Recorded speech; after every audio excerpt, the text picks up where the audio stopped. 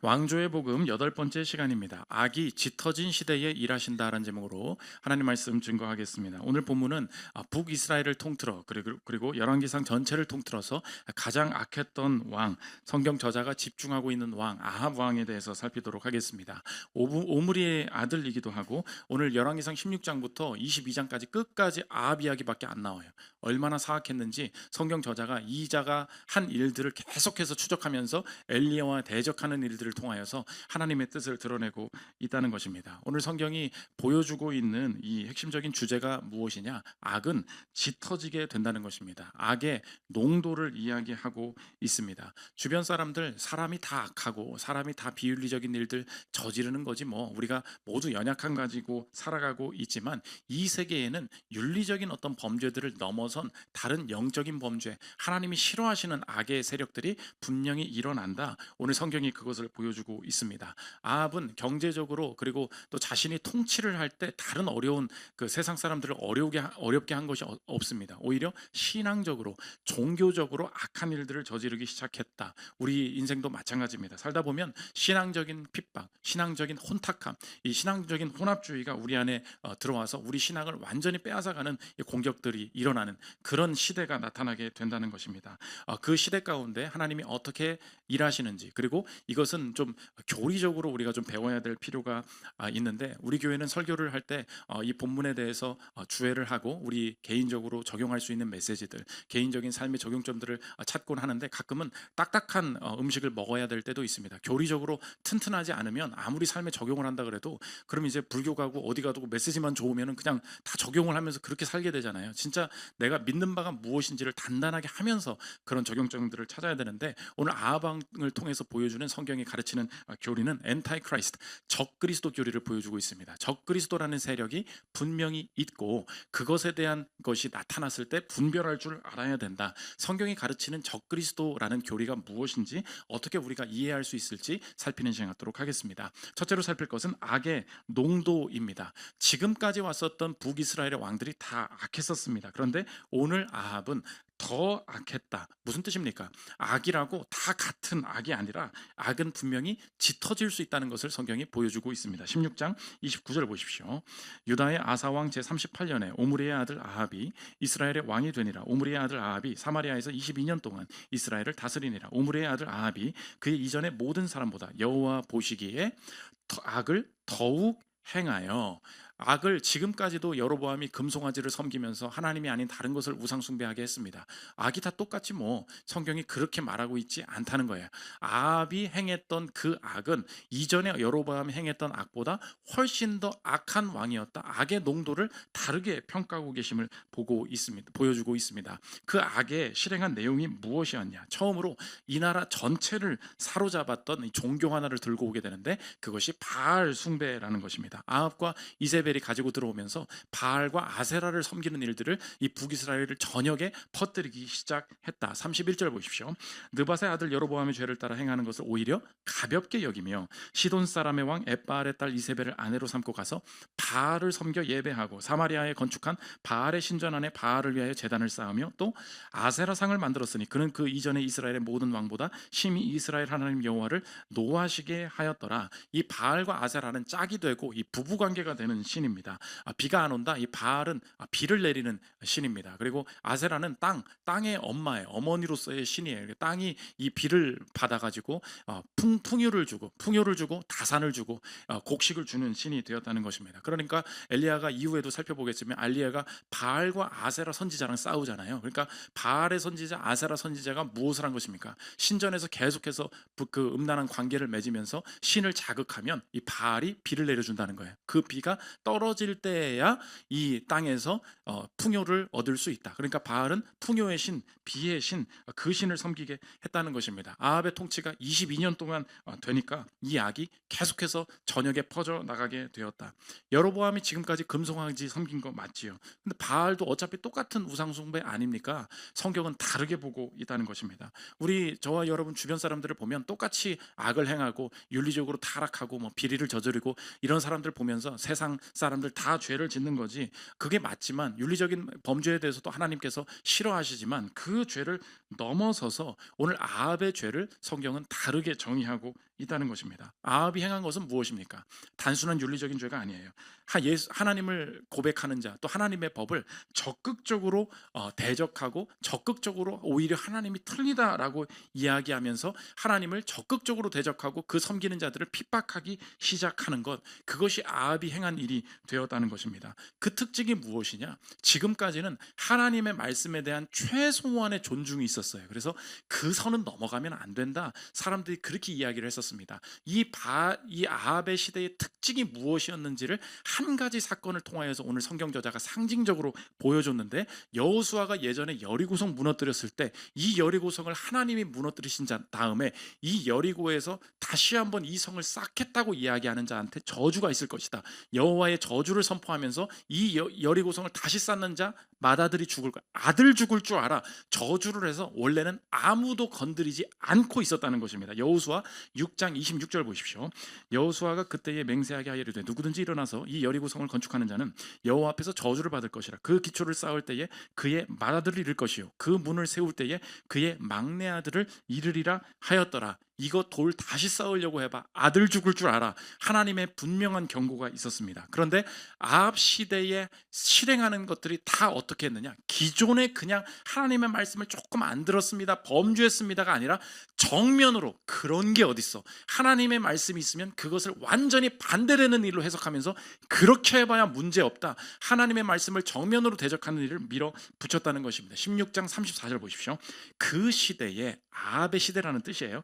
베델 사람이 히엘이 여리고를 건축하였는데 그가 그 터를 쌓을 때에 맏아들 아비람을 잃었고 그 성문을 세울 때에 막내 아들 수굽을 잃었으니 여호와께서 눈의 아들 여호수아를 통하여 하신 말씀과 같이 되었더라. 분명히 그거 하면 하나님이 싫어하신다. 심지어 아들 죽을 수도 있다. 그 말 들어도 예전에는 적어도 여기까지는 건드려서는 안 된다, 그 생각이 있었어요. 그런데 아합의 시대의 특징이 무엇입니까? 그런 거 하지 말라는, 그것을 적극적으로 행하면서 하나님을 대적하는 거. 그래서 오늘 성경은 이 세력을 단순한 죄, 단순한 악과 다르게 규정하는데, 단순히 저와 여러분의 삶에 보이는 그냥 비윤리적인 죄들을 저지르고 횡령하고 성적으로 문란하고 배임하고 이런 윤리적인 범죄들을 죄지르는 것들이 아니라 적극적으로 악을 장려하고 하나님과 그의 법을, 그 일을 섬기는 자들을 대적하는 세력, 그것이 인격일 수도 있고 그것이 세력일 수도 있고 그게 회사일 수도 있고 그게 집단일 수도 있고 그게 종교일 수도 있고 그게 제도일 수도 있고 인격체일 수도 있어요. 그런데 그 세력을 성경에서 뭐라고 하느냐? 엔타이 크라이스트, 적그리스도다 이야기하고 있다는 것입니다. 그래서 적그리스도, 아합은 적그리스도의 전조, 적그리스도의 표상으로서 분명히 하나님이 다르게 다루고 계시다. 이것을 이해할 때 그냥 우리가 신앙인이지만 세상 사람들이 바라보는 저 사람 나쁜 짓 했네, 저 사람 나쁜 사람이네, 이런 방식으로 바라보지 않고 새로운 시각으로 하나님이 어떤 죄를 바라보고 계시는지를 우리가 알 수 있다는 것입니다. 우리 엔타이 크라이스트, 적그리스도에 대한 그 성경적인 이해가 필요한데 이렇게 한 문장으로 한번 정리하시면 좋겠습니다. 적그리스도라는 게 도대체 뭐냐? 성경은 이렇게 이야기합니다. 적그리스도들이 나타나고 최종 적그리스도가 등장할 것이다. 이렇게 이해하면 돼요. 뭐라고요? 적그리스도들이 등장하고 엔타이 크라이스트가 등장하는 거예요. S예요. 적그리스도들이 먼저 등장하고 최종 적그리스도, 그 마지막 한 사람이 등장하게 될 것이다. 그래서 요한일서 2장 18절에 뭐라고 하느냐? 아니 목사님, 적그리스도가 누구입니까? 언제 나타나는 것입니까? 아이들아, 적그리스도는 이미 여러 곳에 있다. 요한일서 2장 18절을 보십시오.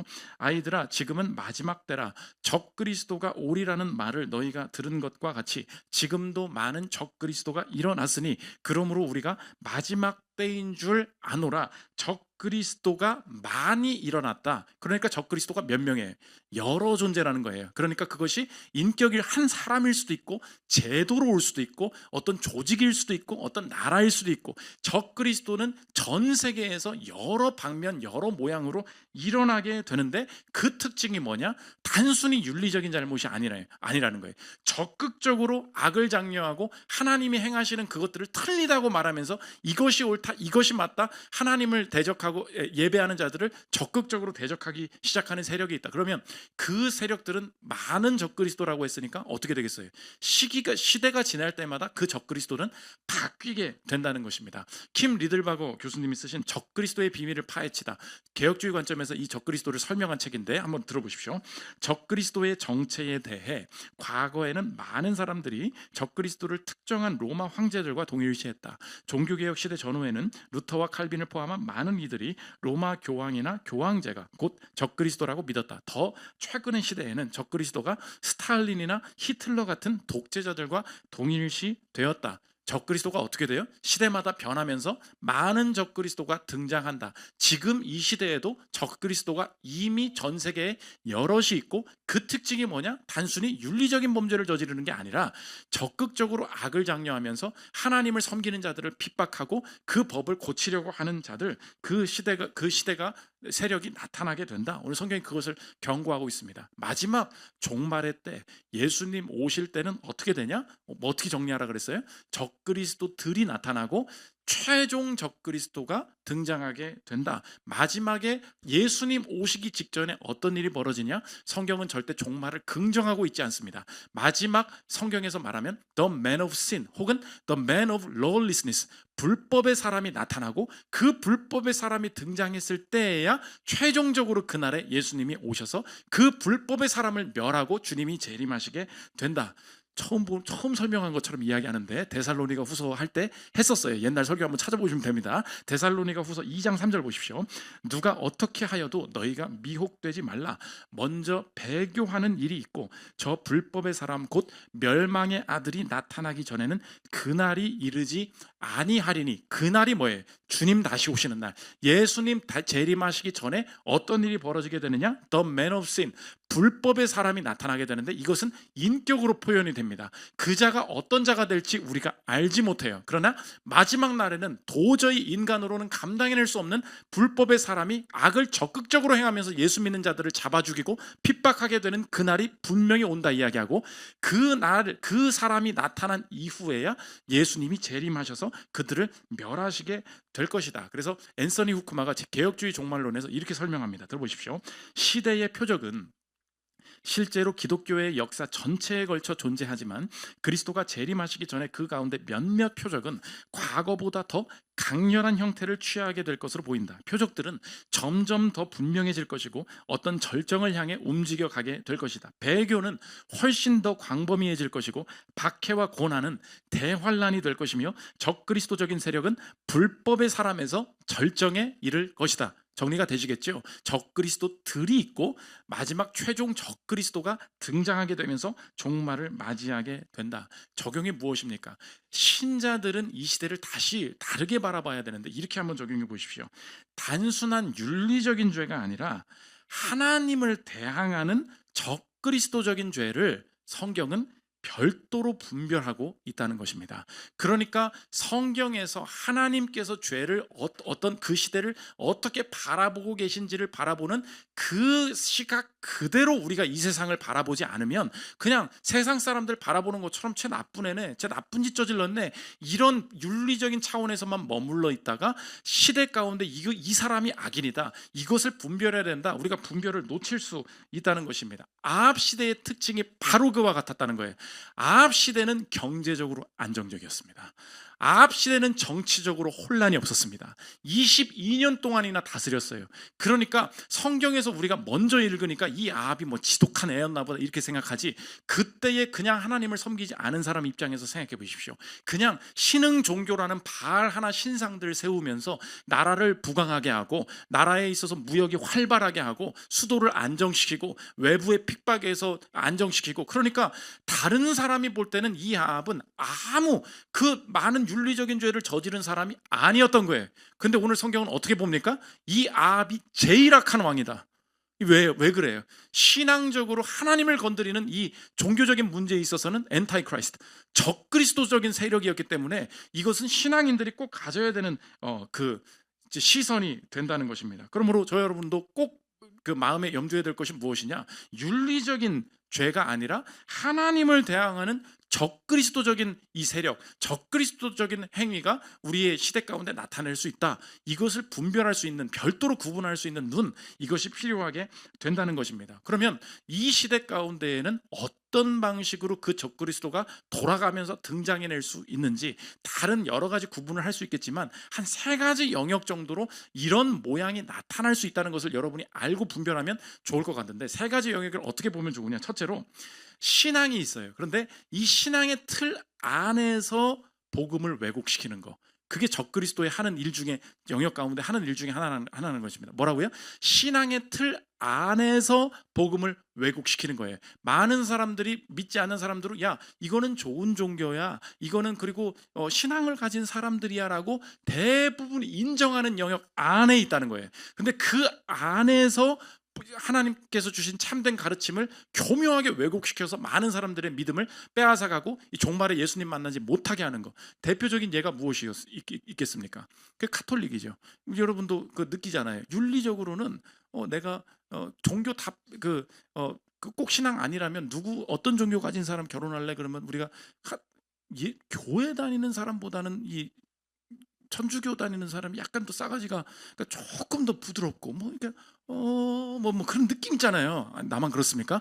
뭔가 평화, 뭔가 부드럽고, 아무튼 교회 다니는 아무튼 삿대질 할 거 그런 느낌들이 다 있지 않습니까? 우리가 이미지 관리를 잘 못해가지고. 그럼 이제 느낌이 어떻습니까? 그러니까 야, 되게 그 평화를 추구하는 것 같아. 비윤리적인 거를 조금 덜하는 것 같아. 느낌이 어때요? 윤리적인 관점에서 보면은 그런 게 맞는 것 같아. 이렇게 얘기한단 말이에요. 근데 오늘 성경은 뭐라 그랬어요? 아합이 잘못한 게 없다니까. 아합은 종교적인 신앙 가지고 건드린 거, 엘리야 잡아 죽이려고 한 거 외에는 잘못한 게 없어. 그냥 신흥 종교를 세웠을 뿐이야. 근데 사람들은 신앙으로 다 인정을 하는 틀이에요. 근데 그 안에서 복음을 왜곡시킨다고. 최근에 그 레오 14세 교황분, 젊은 분 되셨잖아요. 그분 이번에 삼정기도 했던 얘기야. 그분이 했던 기도에서 자기가 뭐라고 코멘트를 하느냐, 아무도 지옥에 가지 않는다 얘기해요. 그대로 가져서 들어보십시오. 그러므로 하나님의 관심의 초점은 분명합니다. 그 누구도 영원히 멸망하지 않고 각자가 자신만의 자리를 가지며 그 고유한 아름다움을 드러내는 것입니다. 건축자들이 버린 돌이 모퉁이의 머릿돌이 되었다는 부활의 선포가 바로 이것입니다. 그렇기 때문에 그리스도인들은 언제나 매 미사 때마다 죽은 이들을 기억하며 사랑하는 이들의 이름이 성찬기도 안에서 기억되기를 오늘도 청합니다. 이 선포에서 아무도 멸망하지 않으리라는 희망이 솟아납니다. 여기서 아멘 하면 큰일 날 뻔했던 거예요. 이데 진짜 너무 걱정했어요. 설교 준비하면서 괜히 졸다가 갑자기 뭔 얘기 있다고 아무도 멸망 아멘 이러면 완전 난리 나는 거예요. 예수 그리스도 안에서 이 말은 참이죠. 그런데 살짝 뭐라 그랬어요? 신앙의 틀 안에서 복음을 교묘히 왜곡한다고. 그러니까 아무나 다 심판받는 거 아니야. 다 그냥 주님이 다 받아주실 거야. 멸망하지 않을 거야. 이 예수 그리스도를 통한 구원의 선을 완전히 제거시키는 거. 근데 사람들은 다 이것은 합당한 신앙이다. 신앙 안에서 교묘하게 왜곡하는 거. 이거 적그리스도의 세력이 맞다는 것입니다. 마태복음 25장 31절 보십시오. 인자가 자기 영광으로 모든 천사와 함께 올 때에 자기 영광의 보좌에 앉으리니 모든 민족을 그 앞에 모으고 각각 구분하기를 목자가 양과 염소를 구분하는 것 같이 하여 그들은 영벌에 의인들은 영생에 들어가리라 하시니라. 분명한 뭐가 있어요? 예수 그리스도를 통한 구원, 그 외에 구분이 분명히 있다. 이것을 섞는 것, 신앙의 틀 안에서 복음을 왜곡하는 것이 이 시대에도 분명히 나타나고 있다. 두 번째 영역은 적그리스도가 어떤 방식으로 일을 하느냐, 신앙의 자유라는 깃발 아래 이단과도 손을 잡는 것. 이게 분명한 적그리스도의 일하는 이 시대의 일이 된다는 것입니다. 뭐라고요? 신앙의 자유라는 깃발이 있어요. 야, 우리가 마음껏 내가 원하는 것을 예배할 수 있어야 되지 않겠냐? 이거 주님께서도 원하시는 바고 온 모든 나라마다 그런 것들이 돼야 돼요. 그러면 이런 제도가 있는 곳에서는 무엇이 들어오겠어요? 우리도 신앙이야. 우리도 자유로운 신앙을 가지고 있어 하면서 신앙의 자유라는 깃발 아래 이단과도 손을 잡을 수 있어. 손을 어떻게 잡아요? 야, 우리가 해결해야 될 이 나라의 가치가 있지 않냐? 우리가 힘써야 될 이런 부분들이 있지 않냐? 이런 부분에 있어서 우리 같이 손을 잡자. 그래서 교회랑 이단이랑 같이 손을 잡아. 왜? 신앙이 자유로우니까 우리 신앙도 인정해 주라는 거예요. 그러니까 해결해야 될 목표 있을 때 우리가 같이 손잡아도 되는 거 아니냐. 그러니까 이것은 훨씬 더 서구나 미국에 훨씬 더 큰 영향이 있죠. 왜? 신앙의 자유가 더 많이 보장이 되다 보니까 거기에 뭐가 다 들어와요. 우리가 지금 얘기하는 거 있지 않습니까? 통일교, 신천지 이런 것들. 우리나라에도 문제가 있지만 외국에는 훨씬 더 그 신앙의 자유가 있는 곳일수록 더 큰 문제가 있다고. 왜?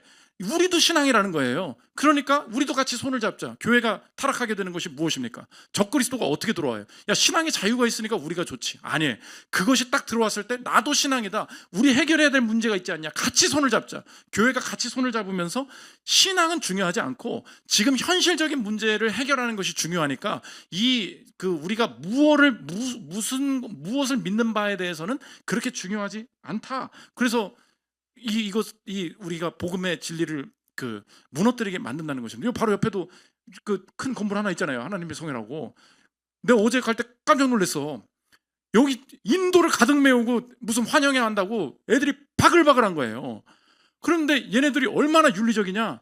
여기 맨날 쓸고 다녀요. 그럼 여러분도 한 사람 교회는 맨날 쓰레기 버리고만 다니고 빗자루 들는 사람을 한번 본 적이 없어. 화장실 청소도 안 하려고 도망가는 이런 마음 가지면 우리 솔직히 어떻게 하겠어요? 윤리적인 입장에서는 개종해야지. 나도 낙성대 거리를 쓸면서. 그러니까 우리가 분별해야 될 것이 무엇입니까? 다른 눈을 보여주고 있다는 거예요. 성경은 윤리적인 것, 그것이 하나님의 뜻 다 범해도 된다, 그런 것을 말하는 게 아니에요. 세상에 어떻게 속여요? 윤리적인 것으로 확 포장을 하는 거야. 그럼 뭐 괜찮아요? 야, 그런 게 중요하냐? 믿는 게 뭔지가 중요하고 거리나 쓸고 다녀. 그 말에 다 넘어가는 거예요. 그러니까 여기 인도를 가득 메워서 수천 명이 바글바글 하는데, 근데 너무 역겨운 거야. 이 사람들이랑 지금 여기 같이 돌아다니고 있다는 거 아니에요. 겉으로는 안 보여. 너무 깨끗한 사람들이에요.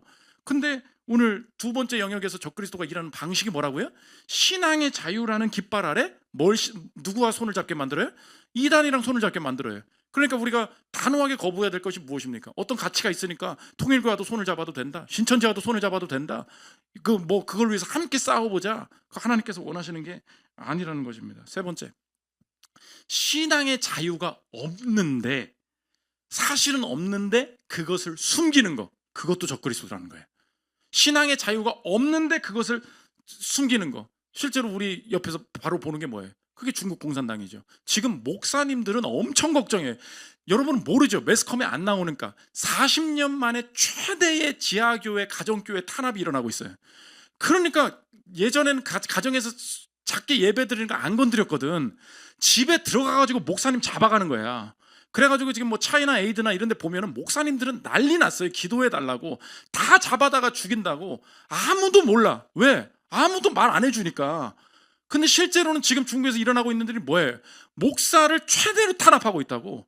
가장 많이 죽이고 있어요. 그게 어디까지? 공식 교회 문 닫게 만드는 그 정도가 아니야. 집안에서 모이는 그 목사들 들어가가지고 다 잡아간단 말이에요.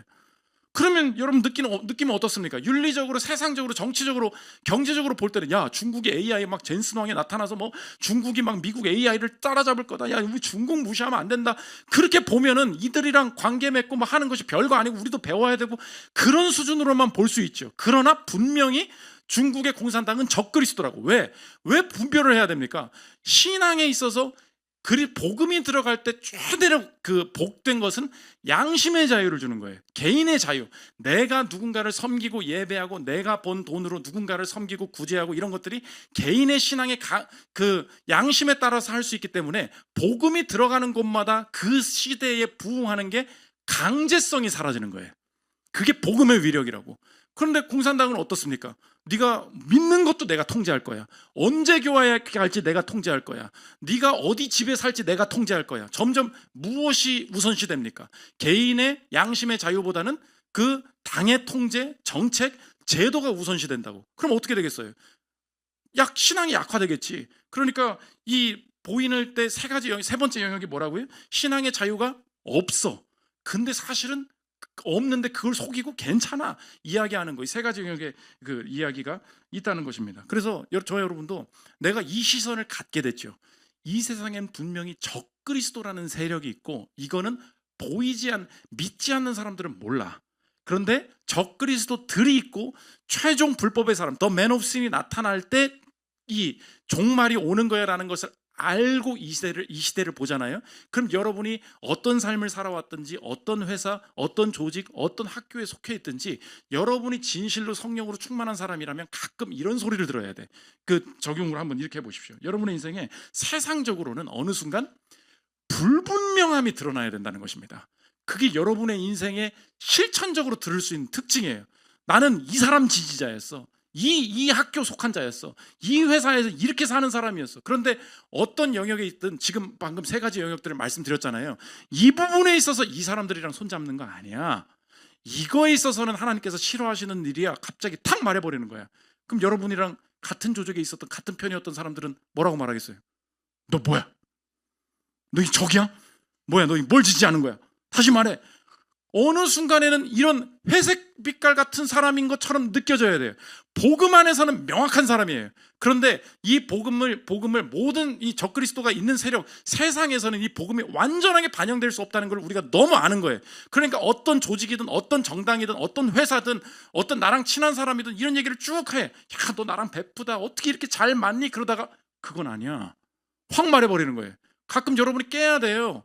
여러분의 인생에 그런 믿음이 있으십니까? 확 말하다가 여러분 주변 보면 알죠? 저 사람 절대 안 변한다는 거. 그 얘기만 계속해. 그럼 여러분의 인생에 1번이 뭐예요? 내가 적그리스도를 대적하는 그리스도인이 아니라 그냥 그 단체에 녹아든 나도 타협한 사람이 될 수 있다. 성경이 오늘 세상과 다른 걸 보여주고 있죠. 아합은 뭐예요? 적그리스도예요. 여로보암보다 더 큰 악을 행했다. 그 성경이 분명히 보여주고 있고, 이 적극적으로 하나님을 대적하는 세력에 대한 그 시대마다 그 역사가 나타날 것이다 경고하고 있다는 것입니다. 두 번째, 하나님과 나의 준비입니다. 그럼 어떻게 해야 될 거예요? 17장 1절을 넘어가면 이 아합이 나타날 것을 하나님이 이미 알고 계셨다는 것을 성경이 보여주고 있습니다.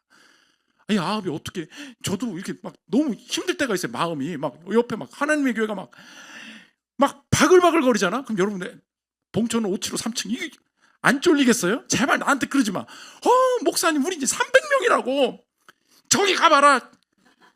기가 팍팍 죽잖아요. 그러면 여러분도 그럴 때가 있죠. 막 신앙을 살아가는데 막 아니 도대체 사회가 어떻게 되려는 건지, 뭐 어떻게 이렇게 이단이 많고 어떻게 뭐 이런 일들이 벌어지고 막 이런 짓들을 하고, 여러분 그럴 때 막 느낌이 어때요?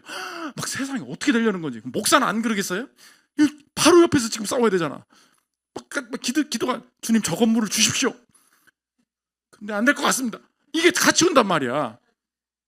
더 부흥하게 될 줄 믿습니다. 그렇죠? 근데 내 인생에 목사도 그렇고 평신도도 그렇고 어떻게 세상이 이렇게 되려는 건지 내 안에 막 불쑥불쑥 올라오는 이 적그리스도의 세력의 등장에 대한 부담, 어려움, 공포 이런 게 있다고요.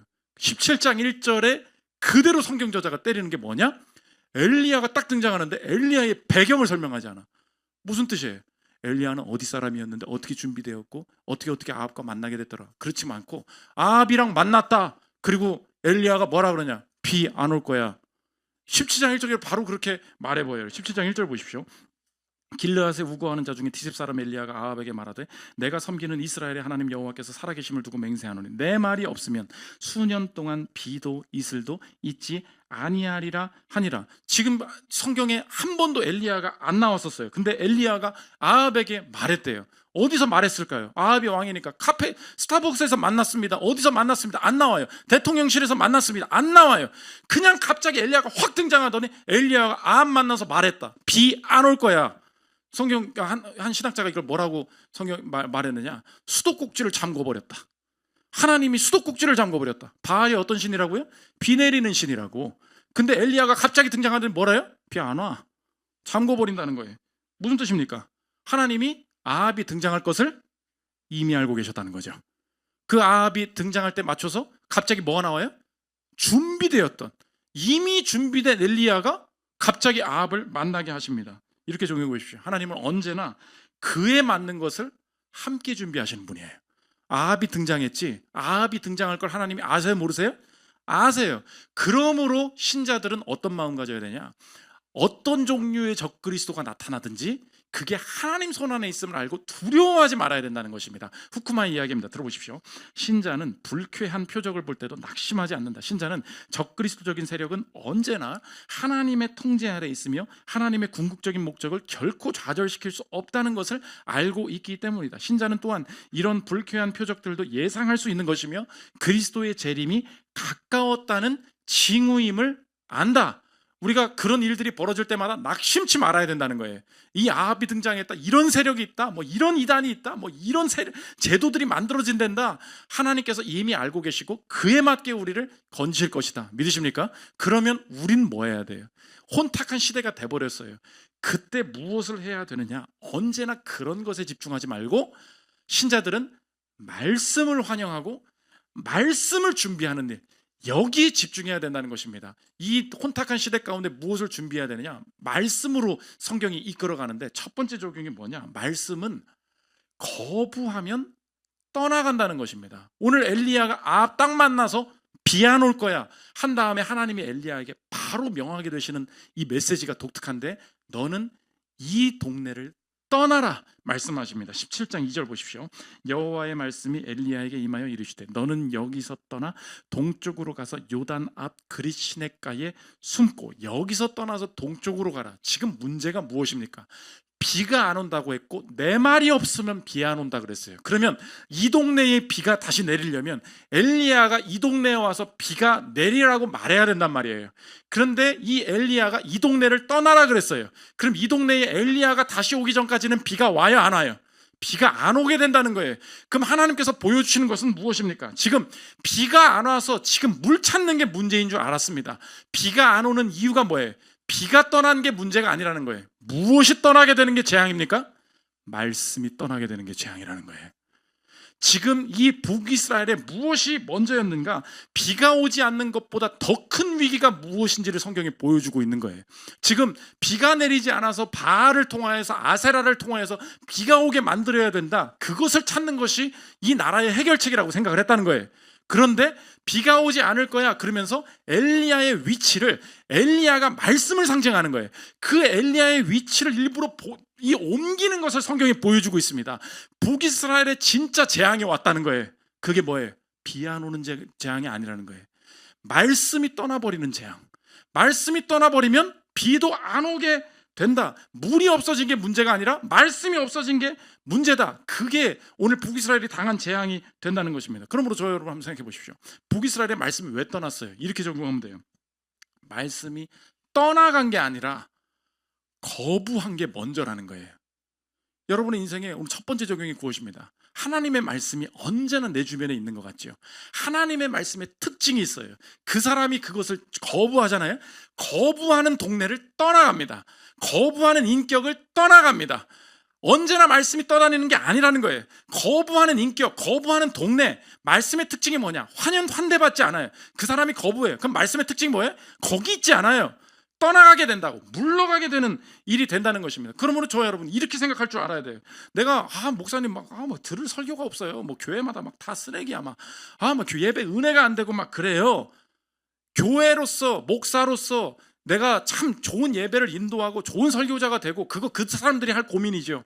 그런데 내가 평신도로서 예배자로서 해야 될 생각은 뭔지 아십니까? 이렇게 한번 생각해 보십시오.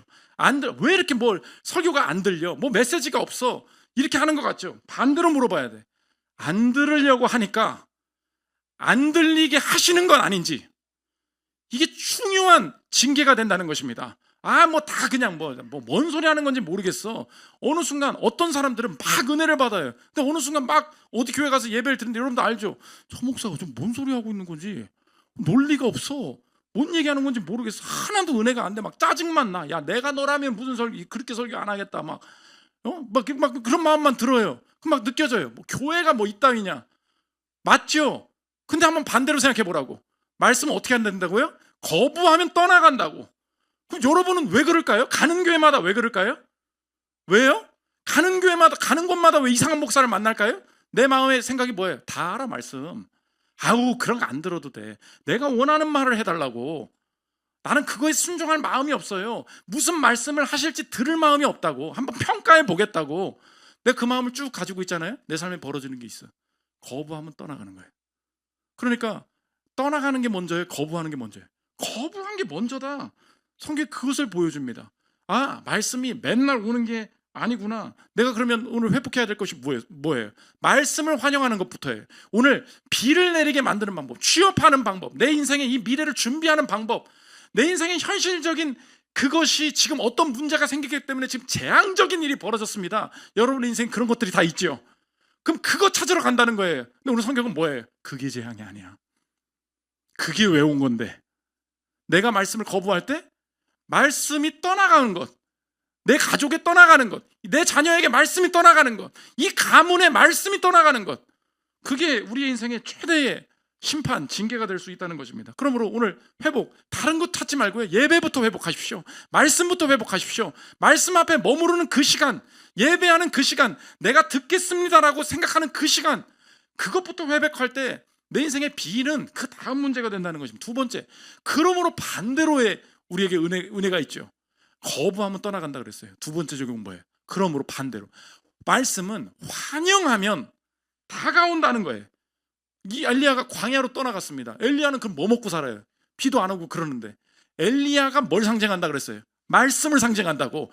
엘리야가 말씀을 가지고 바깥으로 광야로 나갔어요. 그랬더니 비가 안 오고 시대가 어려운데 그 엘리야가 있는 그곳에 뭐가 와요? 까마귀가 온다고. 그러니까 우리가 뭐 갑자기 어쩌고 저쩌고 하더니 갑자기 뭐 까마귀 나오냐 그러니까 성경을 이렇게 보면은 아무것도 이해가 안 되는 거야.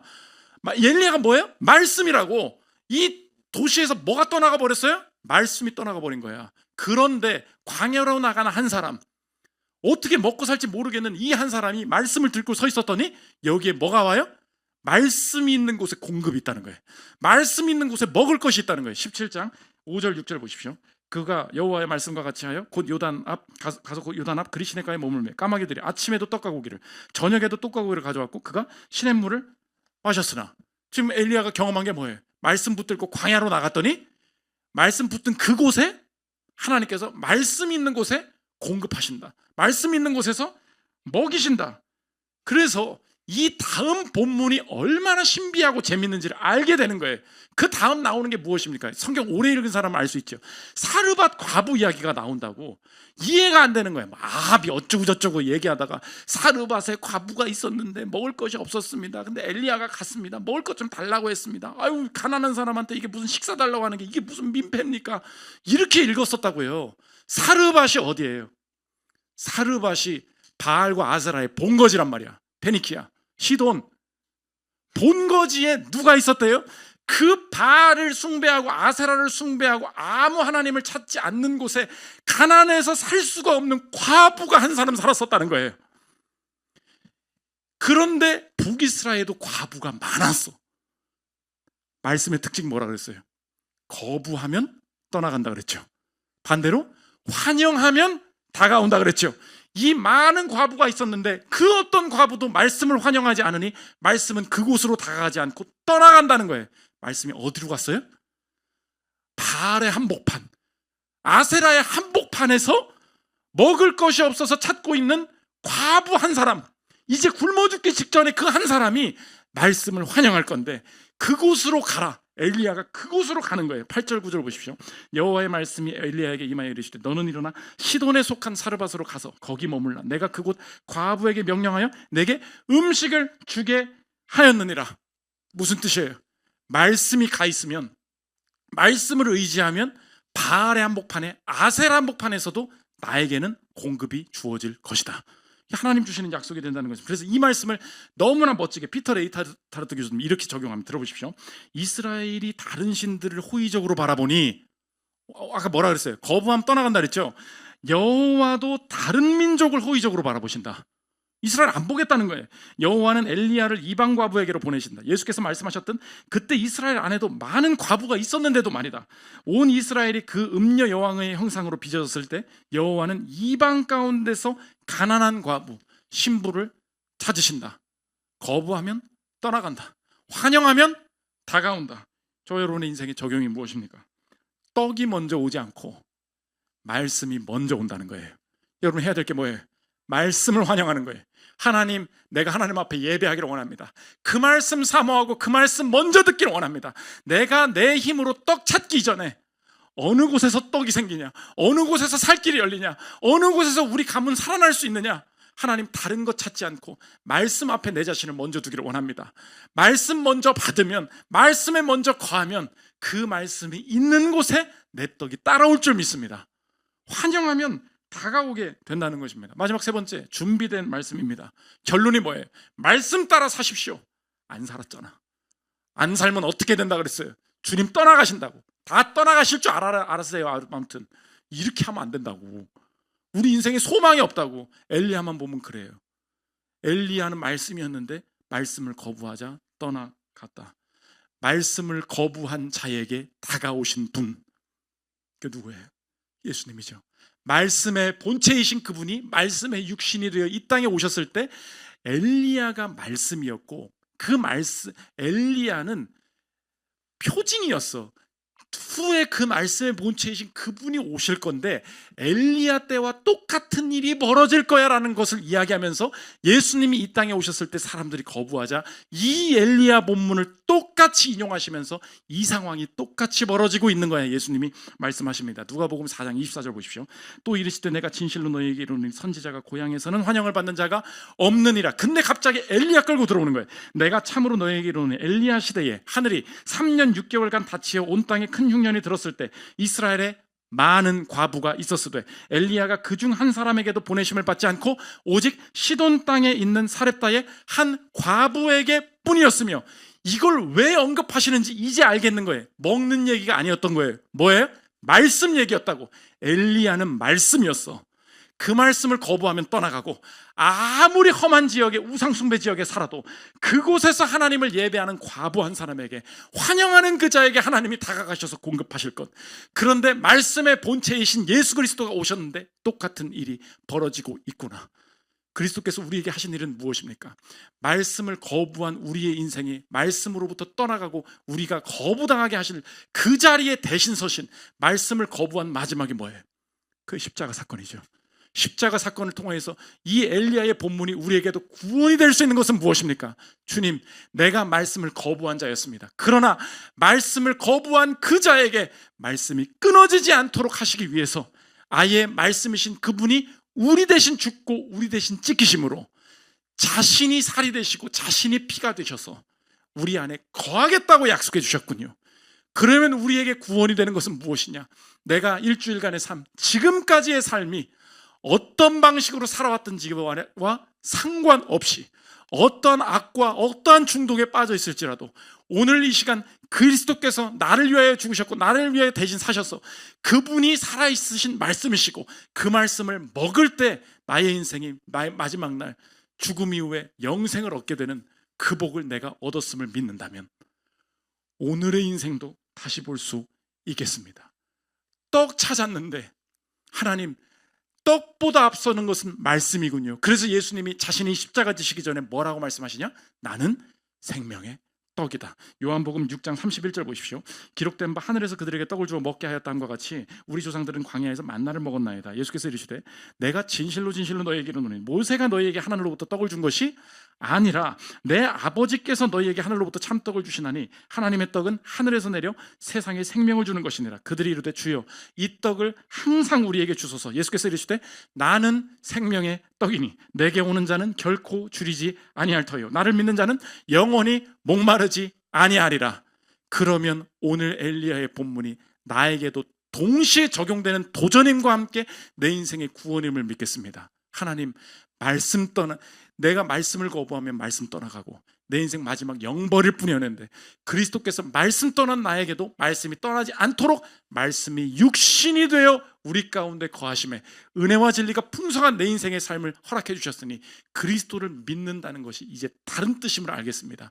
그리스도께서 내 생명의 떡이시니 그분을 믿는 자마다 내 마지막 날 영생을 소유하게 될 뿐만 아니라 이 땅에서 떡이 없어서 구원의 재료들을 찾는 나의 인생, 이 땅의 것 찾지 않고 어느 곳에 있든지 말씀부터 먼저 찾으면, 그리스도를 의지하면, 그분을 믿는 믿음이 그분이 살이 되시고 그분의 피를 먹고 마심으로 내 인생이 어느 상황에 있든지 살 길이 열리고 풍성한 공급을 받을 수 있게 됨을 믿겠습니다.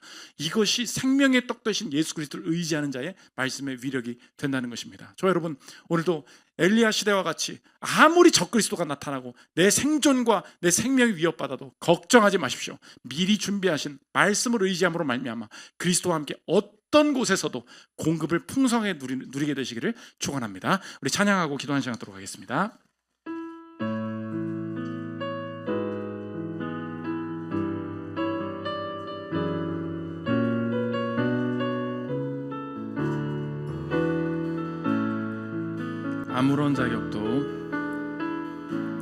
아무런 자격도 없는 나를 위해,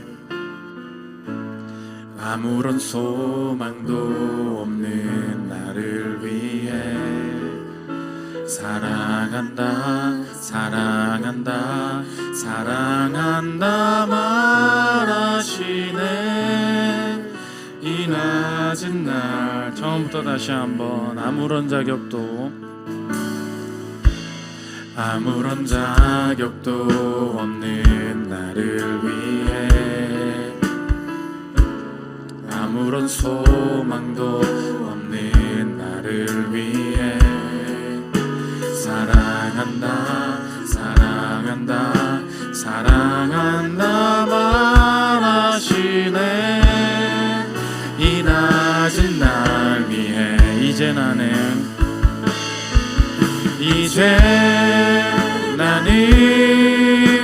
옛사람 아니요, 사망에서 건지신 주의 자녀이니, 그 한없는 주의 사랑 안에 기쁨으로 걸어. 마지막 한 번 더.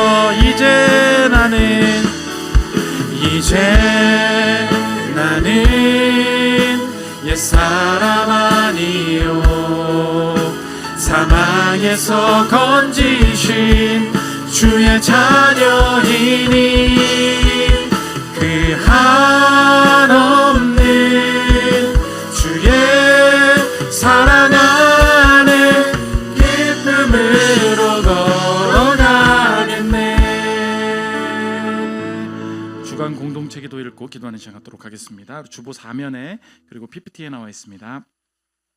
설교 요약입니다. 우리 한 주간의 기도 제목으로 삼았으면 좋겠습니다. 함께 읽겠습니다. 시작. 악의 농도가 짙어지는 곳에서 일하시는 하나님, 적그리스도와 관련된 주님의 말씀을 마음에 새기고 종말을 대비하는 자 되게 하소서. 시대마다 나타나는 적그리스도에 타협하지 않게 하시고 마지막 불법의 사람에게서 나를 건지소서. 이미 아합이 등장할 것을 아셨던 주님, 시기마다 나를 공격하는 악에서 건지실 하나님의 구원이 예비되어 있는 줄 믿습니다. 말씀이 떠나가는 재앙을 당하지 않도록 회개하게 하시고 말씀을 환영하여 넘치는 공급을 받게 하소서. 하나님의 말씀을 거부하였음에도 나에게 다시 그 말씀이 주어질 것을 믿습니다. 말씀이 육신이 되어 내 안에 거하시는 예수님의 공로를 내가 믿습니다. 그의 살과 피를 먹고 마심으로 오늘 내 삶이 영원히 목마르지 않게 하소서. 기도 제목 놓고 기도하는 시간 갖도록 하겠습니다. 기도하겠습니다. 하나님 아버지, 나의 인생의 모든 하나님 적그리스도의 세력으로부터 나를 건져주시옵고, 하나님 아버지, 오늘도 세상의 윤리적인 하나님 관점을 뛰어넘어서 하나님 아버지, 신앙을 대적하고 하나님을 대적하는 세력이 분명히 있음을 알게 하여 주시옵소서. 하나님 아버지, 교묘하게 다가오는 적그리스도의 세력을 분별하게 하여 주시고 나의 인생 지켜주셔서 하나님, 이 종말의 시대에 하나님 혼탁해진 모든 믿음들 하나님 굳건히 설 수 있도록 주님 붙잡아 주시고 인도하여 주시기를 원합니다. 하나님 아버지, 두려워하지 않도록 인도하여 주시며 미리 예비하신 엘리야가 있었듯이 하나님 아버지, 시대마다 여러 가지 위협이 있을 때 우리의 신앙을 지키고 살 길 열어주실 줄 믿습니다. 보호하여 주시며 하나님, 말씀을 준비하는 자 될 수 있도록 주님 도와주시옵소서. 말씀 거부하면 떠나갑니다. 언제나 말씀을 들을 수 있는 것이 아님을 알게 하여 주시고 평생에 하나님의 말씀을 가까이 할 수 있도록 주님 도와주시옵소서. 하나님, 비하는 것이 문제가 아니라 말씀이 떠나가는 것이 문제입니다. 하나님, 말씀을 환영할 때 다가오실 줄 믿습니다. 내가 아무리 험한 상황에 있어도 하나님, 말씀을 의지할 때 말씀이 나의 인생을 먹이고 공급하실 줄 믿습니다. 아무리 험하고 어려운 상황에 있어도 살 길 있음을 알게 하여 주시고 말씀이 육신이 되어 하나님 나의 인생을 떠나지 않겠다 말씀하신 예수님, 평생에 그 말씀 듣고 순종케 하여 주시옵소서. 이제 나는